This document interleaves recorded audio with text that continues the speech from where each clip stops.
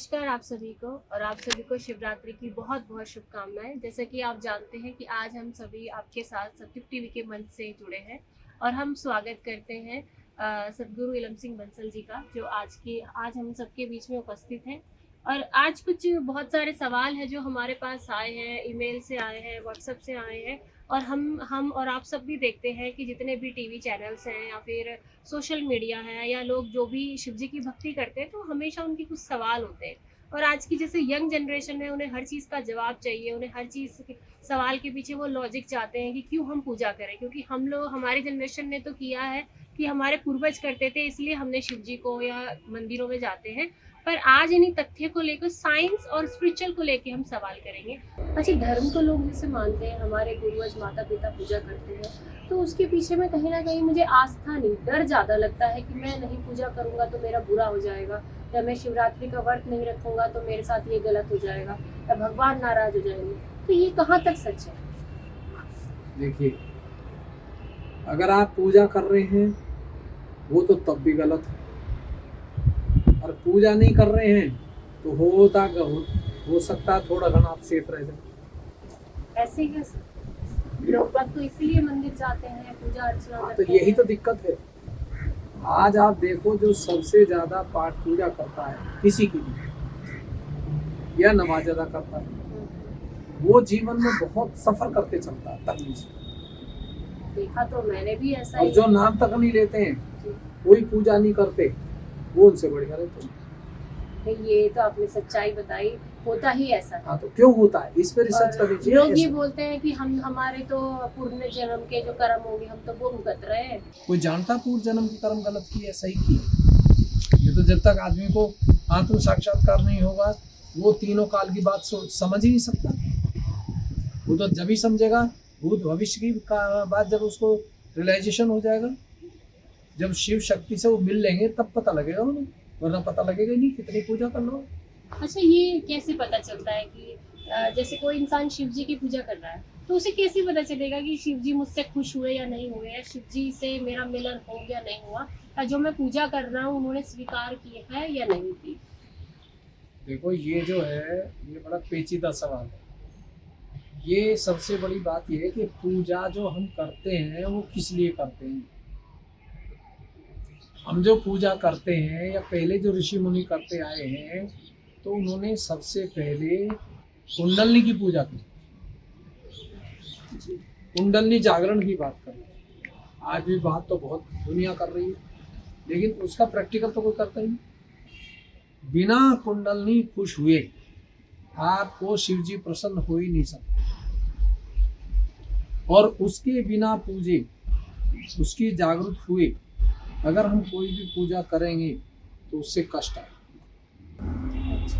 बिना कुंडलनी जागरण के आपको अधिकार नहीं है कोई मंत्र, कोई पूजा, कोई मंदिर जाने का। और गंगा जी में स्नान भी नहीं करना चाहिए ऐसे आदमी को। तो अगर स्नान करे तो उससे नुकसान उससे भी कष्ट होगा। तो ये कैसे फिर हम शिव जी से, जैसे कहते हैं कुंडलनी जागरण करना हो, तो ये कैसे होगा काम आने? तो ये कुंडलनी जागरण तो जब आप आज के युग में, आज के इस समय में बहुत आसान है। पहले युगों में बहुत कठिन था।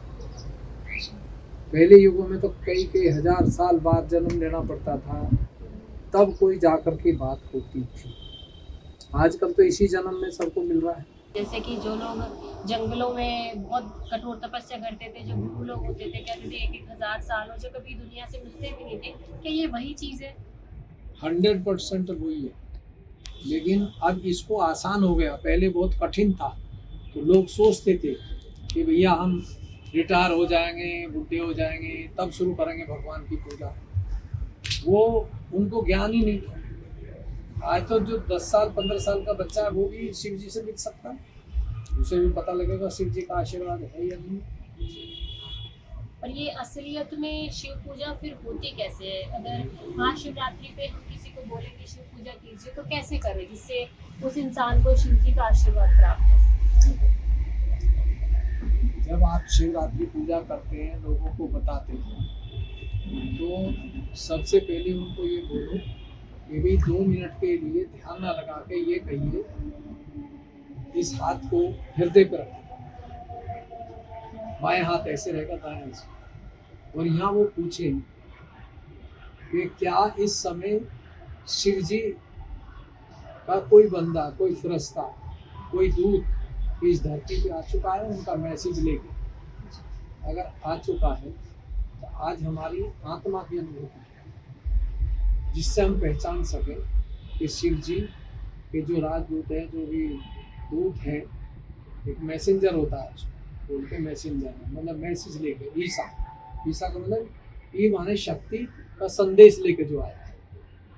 तो जैसे आप ये मांगे कि अगर वो आ गए हैं तो आज हमें हमारी आत्मा की अनुभूति, हमारे हृदय में शिव जी का गुण जागृत हो। जैसे ही वो मांगेगा और हृदय में ठंडक आए तो समझिए कि शिव जी प्रसन्न है। अगर ये मांगने के बाद हृदय में ठंडक नहीं आए और गर्मी आ जाए तो समझो शिव जी नाराज है।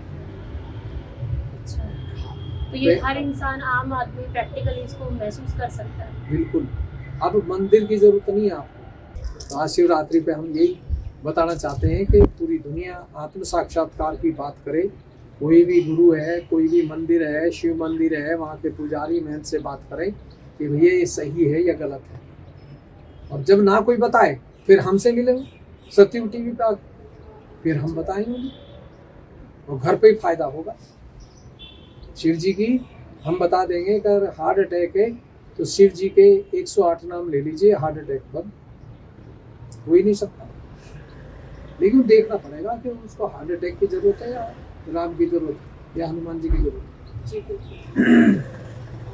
आपका बहुत बहुत धन्यवाद आज सभी का सही मार्गदर्शन करने के लिए, और है कि आप सभी दर्शकों को भी एक सही मार्ग मिला होगा कि कैसे हम शिव जी को बना सकते हैं, कैसे हम शिव जी का जो आशीर्वाद है उसे पूर्ण तरह से प्राप्त कर सकते हैं। तो आप सभी का बहुत बहुत धन्यवाद।